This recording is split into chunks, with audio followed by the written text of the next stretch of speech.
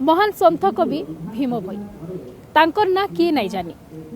कहसन कि जेने सनातन धर्मर प्रचार प्रसार करबार थी तांकर बहुत बड़ अवदान अच्छे सेने मनुष्य भितरे साधुता और समानता आनबार गोटे नियारा और भिन्न चित्र तांकर ठानु समस्ते पाइथिले। तांकर प्रचार प्रसार जेन करुथिले महिमा धर्मर इहादे भी केते महिमा धर्मी अछन जेन माने कि तांकर रास्ता थी जाउछन। गोटे मनुष्य जीवन थी साधुता और समानता केते जरूरी सेटा संत कवि भीम भोई ठानु आमे समस्ते चिन्हिछु। हेले इहादे से महिमा धर्मर स्थिति काना महिमा धर्म केंती करी आरंभ हैला तार आगे प्रचार प्रसार केंता चली से बाबदे जह सूचना देवार लगी जह आलोचना करमा और आमर संगे ने जोड़ी होइछन डॉक्टर रघुनाथ मेहर जे कि बछर बछर धरी तार उपरे गवेषणा करी आसुछन। गवेषक महिमा धर्मर और विशेषज्ञ भिलान तांकनु इतिहास जानमा तांकनु वर्तमान रो स्थिति जानमा और भविष्य आटे केंती करी उभागर हे पारबा महिमा धर्म और मनुष्य जीवन थी तार काना गति हे पारबा से उपरे भी आलोचना करमा। आपन को अर्गस न्यूज के स्वागत धन्यवाद।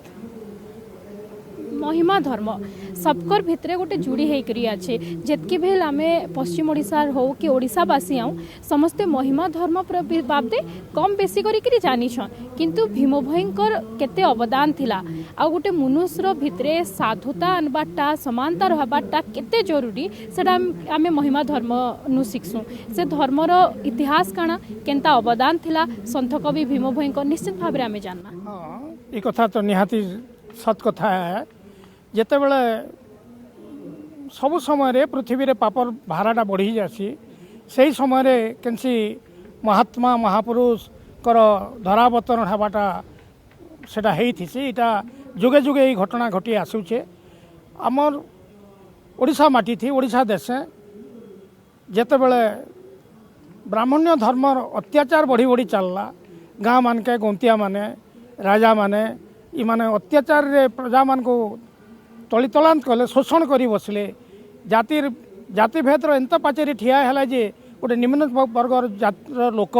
से माने जीवन यापन करवाटा भारी मुस्किल हो पड़ला। इभली एक दुर्दिन रे असमय रे महिमा गोसाई जी कि स्वयं महाशून्य निवासी जी कि परम ब्रह्म शून्य ब्रह्म से धरावतरण कले एवं 1826 मसीहान पुरी बड़दाण्ड रे धूलिया गोसाई हिसाब रे से आविर्भाव हेले एवं धूलिया गोसाई से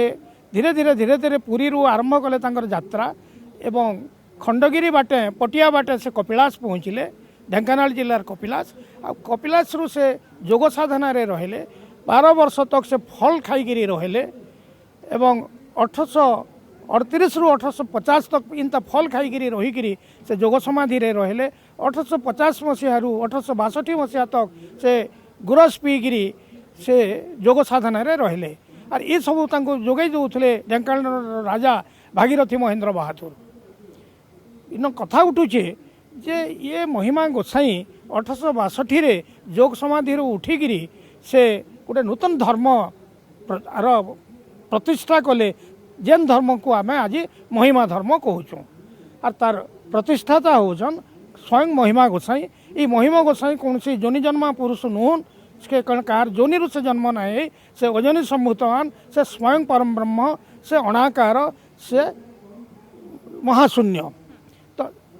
जार की रूप नाइन रेख नाइन से भीम भाई कहून जे रूप रेख ना है शून्य देही अच्छा उदय हुई। तो ये एक शून्य ब्रह्म को उपासना करवार परंपराटा इटा महिमा गोसाई को आरंभ कले से प्रतिष्ठा कले और तांकर पहला शिष्य गोविंद बाबा 1850 मसीह महिमा धर्म रे दीक्षित करेकरी से ये धर्म प्रचार करवार लगी तांको से विभिन्न जगह को पठाले। 1862 मसीह पहला महिमा गोसाई आशीर्वाद देले क्या ना भीम भोई को। भीम भोई सेते बेले संबलपुर जिलार रेड़ाखोल ब्लॉक सब डिविजन अंतर्गत कांकड़पड़ा गाँव में चैतन्य प्रधान गंतियांकर घरे गाई चराउथिले। सेते बेले 16 वर्ष बयस एवं 16 वर्ष बयस गाई चराला बेलू से कुआँ पड़गले कुआँ पड़गला बेले से कहीं लोक गाँ लोक आसले उद्धार करवा लगे किंतु कहले नाई से तो कंध आदिवासी पिला जहाँ बुझीते बुझीते कहले ना मुई मोर मोर नहीं पड़ी मत जी पकईचे से बाहर करू तुम्हें मैंने कहीं आसुच मत बाहर करवार लगी आर से 3 दिन तक से कुआ भितर थिले हे तो से कुआरे बेसी पानी नहीं थी भीम भोई जीवित थान आ हठात निशब्द रात्रि रे कई जड़े दिव्य पुरुष आसिकी से कुआरू उद्धार कले तांकर जेन चरण स्पर्श कले से एक दिव्य भावना भीतर मन भीतर आसीगला जागी उठला से जेन तांकर जेन दिव्य शक्तिटा पाइले से दिव्य शक्ति लाभ करिक कंठरू मुहरु हठात बाहरला वंदना पाद पद्म को ध्यायी अरूपानंद को ध्यायी गुरु पयर को से गुरु वंदना कले तांकर अतर्कित भाव मुहरु बाहरी स्वतः और से जेन मुहरु बाहरी गला गुरु वंदना से आ पछकू नहीं फिरी से धीरे धीरे गुरुंकर आशीर्वाद रे महिमा गोसाईंकर आशीर्वाद रे तांको दीक्षा देले एवं सही वर्ष 62 मसीहार रात्रि 10 घड़ी समय कार्तिक मासरे चैतन्य प्रधान घरे आउ दिन राति रे महिमा गोसाई तांकर प्रथम शिष्य गोविंद बाबा को धरिक आसिक देखा देले एवं आशीर्वाद देले एवं कहले जे तुई महिमा धर्म प्रचार प्रसार कर भीम भोई हुए तो गाँ गाँ बुलिकी धर्म प्रचार करवा लगी बाहरले एवं से जोरंदा जीवार लगी जिते बाहरले से बाधा देले महिमा गोसाई जे तु जोरंदा आसबार दरकार नहीं तु पश्चिम ओडिशा रे रह और तुई गृही सन्यासी भाव में जीवन यापन कर और तोर कैंसी परिव्राजक भाव में तुई बुलबार दरकार नहीं तापर से गाँ गाँ नहीं जाइकरी से धीरे धीरे काण कले ना से कांकड़ पड़ारू गुड़ीपाली संग्रामपुर संग्रामपुर जटेसिंगा आपट नुआगढ़ इंता होगी से कुमरकेली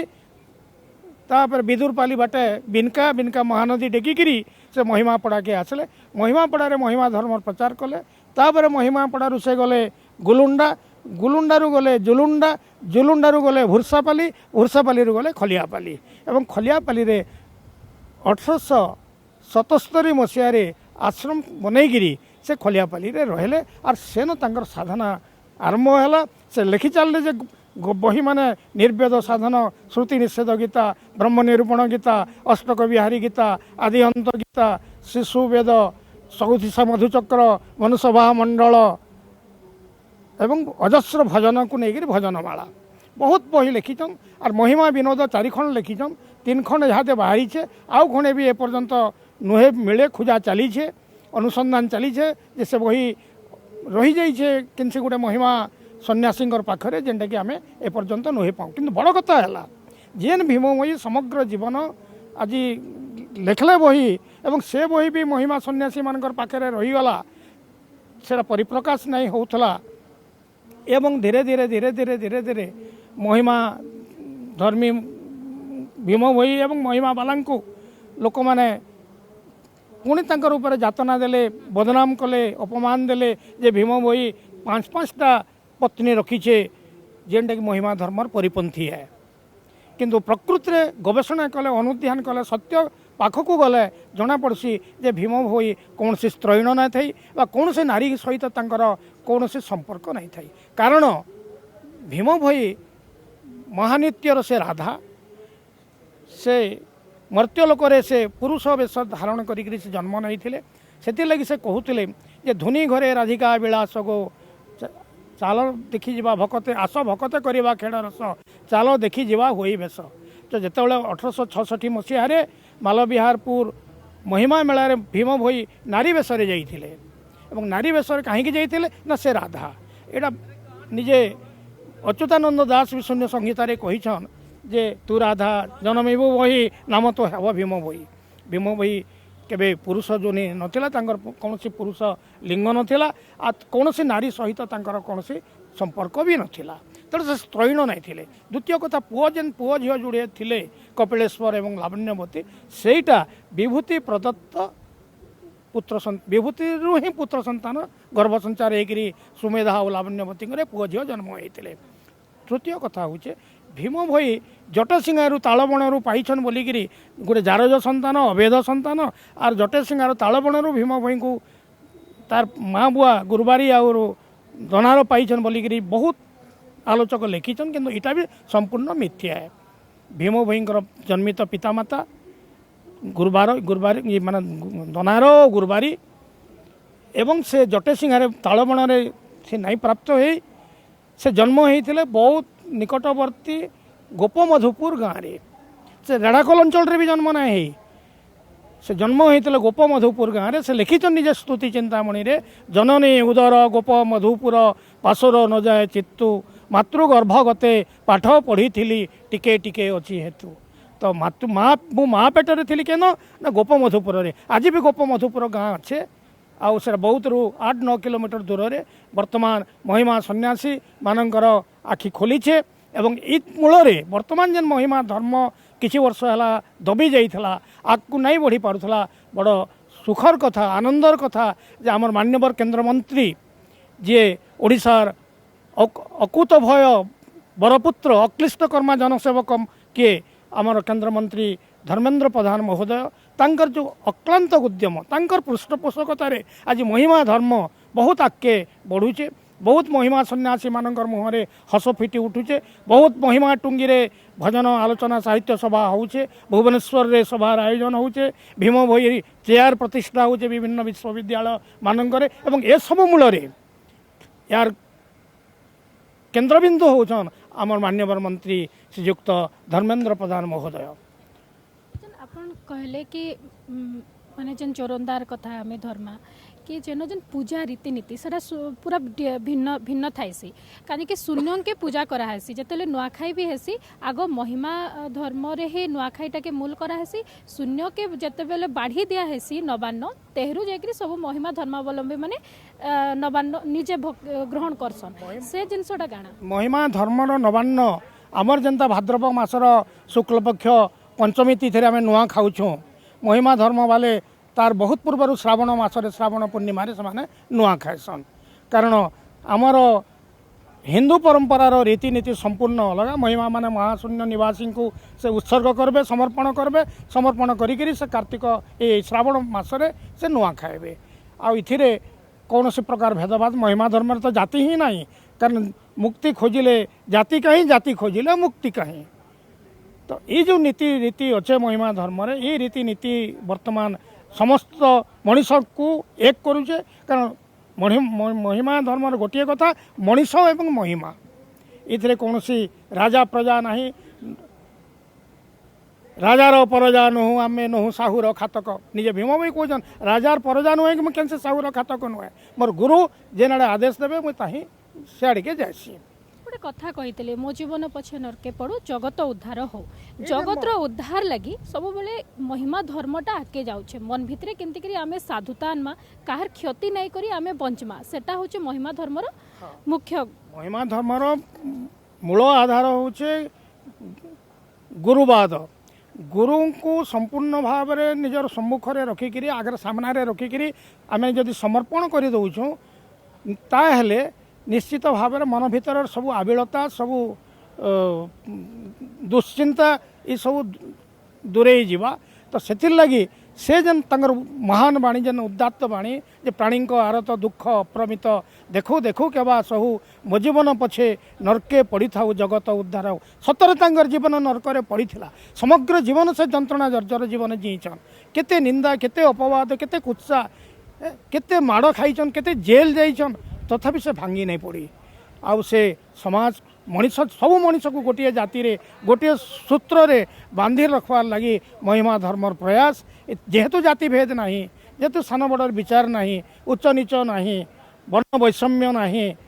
सांप्रदायिक भेदभाव नहीं से लगी धर्म माने सुदूर प्रसारी है इतार आगामी भविष्य उज्ज्वल है और से लगी आमे ये वर्तमान ओडिशा रे जेन वर्तमान इतार जेन सन्यासी मानकर भितर जेन गोटे चली समावेश चली इथिरे आम निश्चित भाव आमर यही माटीर ओडिशा माटीर बरपुत्र श्रीयुक्त धर्मेंद्र प्रधान को सब श्रेय प्रदान करमा यह निसंदेह आज मु भी ये पहुँची ये जो महिमा उत्सव रे सरी ओडिया पर्व रे एथिरे भी मु जदि मोर बहीटा मंत्री महोदय को मुई लोकार्पण करवार लगी नहीं देती थी संबलपुर रे से नहीं जानी थी जे मुई महिमा धर्म उपरे बा भीम भई उपरे गवेषणा करी लिखीचे एवं तांको ए सहित मोर देखा हेबारु मु आज एठी पहुंची सारी छे।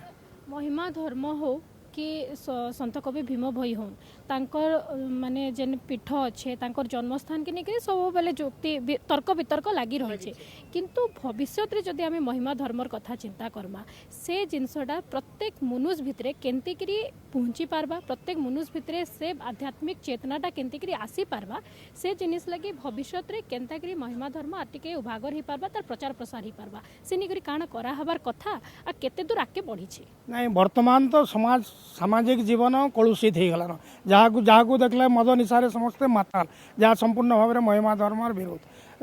नारी अंगसंग लाभ एटा गोटे भूषण हो जाइए ये सब विचारधारा भितर महिमा धर्म को आम जदि बलिष्ठ करवा लगी चाहमा अंतर चेतना गोटे दिव्य भावना आसले से शून्यवासी करुणा ना हेले से आशीर्वाद ना हेले मनीषर मन भितर ये जेन पाप चिंतन ये अवबोधटा दूरीभूत नहीं हेले ये संसार ठीक मार्ग में परिचालित नहीं हुए समस्त को सहनशीलतार मंत्र रे दीक्षित हबार के पड़वा समस्ते मानविकतार मूल्यबोध बुझबार के हवा समस्ते गुरु परंपरार अर्थ बुझवा के हवा आज गुरु शिष्य परंपरा नष्ट हो जाइए आज जो सी देख गुरुकर पाद पूजा नहीं बरं गुरुंकर प्रति अशालीन मंतव्य देखा प्रदान करा जाउछे तो ये सब दिगरे मनीष सचेतन हबार कथा हेतिर लगी प्रत्येक क्षेत्र में महिमा धर्मावलंबी हो साधारण सामाजिक मनीष माने हो आ वर्ण वैषम्य दूर ना हेले ये सब आग को नहीं बढ़े। संत कवि भीम भोई जहाँ भावी करी धर्मर प्रचार प्रसार करथिले आपण गवेषक हिसाब से आपन के लागुछे कि सठिक जिनिसटा एबे मिली पारी छे कि आहुरी किछि मिलबार बाकी किछि मिलबार संभावना रही छे काहे थे लगी भीम भोईंकर बहुत रचना आज भी लोकलोचन अगोचर रही जाइए मुई तो ग्रंथावली संपादना कला बेलू जोड़े नुआ पोथी पाई ज्ञान उपगत गीता गुप्त ब्रह्म गीता से दुईटा मुई मोर ग्रंथावली रे स्थानित करिछे सेंता महिमा विनोद 3 खंड बाहरी छे आ खंडे नुए बाहरे सेटा केन जगह रे अच्छे खोजा चली छे इनता बहुत अजस्र पोथी जे पाखे रखले से सब रखले आउ देवार लगी कहार इच्छा ना करवा के विश्वविद्यालय स्तर रे खाली गवेषणा ना रोचे किंतु सठिक भाव में गवेषणा ना हबार के आउ से दिगरे भी कर्तृपक्ष माने गुरुत्व देवार कथा ताहेले जगिरी आम महिमा धर्मर कथा चिंता करि पारमा एवं ए जेन समानता तो ठीक भाव में आसी पारबा से आपनकर संत कवि भीम भोईंकर किछि पंक्ति जदि आम इने सुनी पारमा भीम भोईंकर तो गोटे पंक्ति सेटा निजे कहले जे किंतु बड़ कथा होचे जे सत्य रे मरिबी सत्य रे तरिबी एही आज्ञा मते बड़े भीम भई ए मर्त्य मंडले जस अपजस ताऊ एटा होचे सबठारु सत्य सत्य कह मिथ्याचारी न हो किंबा नारी को सम्मान दियो मातृतुल्य नारी जे मातृतुल्य ताको सम्मान दियो गुरु समर्पी देली पाइला सर्व बुझ न बुझ हे गुरु देव समर्पण भाव मन भीतर समस्त रहू निजर अहमिका निजर अहंकार को आम बाहर रखीदे समस्ते एकाकार हो सान बड़ कहीं कहार पाखे ना छोट छोट पाखर भी किसी भल कथा अच्छे ताको शिखबार अच्छे बड़ मुझे बड़ ये विचारधारा मन में नाई रहू भीम भोईंकर बहुत पंक्ति अच्छे जेन पंक्ति भितर अजस्र नीतिवाणी रही है ताहा समय सापेक्ष। बहुत बहुत धन्यवाद बहुत सुंदर कथा कहले डॉक्टर रघुनाथ मेहर आम संगे थिले जे कि संत कवि भीम भोई आर तार संगे महिमा धर्मर गवेषकार जे कि बहुत बछर बछर हला से गवेषणा करी आसुछन आर केंती करी सेथरे परिवर्तन हबा आके केंती करी संत कवि भीम भोई को तांको प्रकृत सम्मान मिली पारबा महिमा धर्मर प्रचार प्रसार हबा से बाबदे आमे सुनुथला तेबे आगे चारिटा बही अच्छे भीम भोई उपरे भीम भोई काव्य चर्चा संत कवि भीम भोई ग्रंथावली कंध कविर आत्मकथा मो भीम भोई कहूँ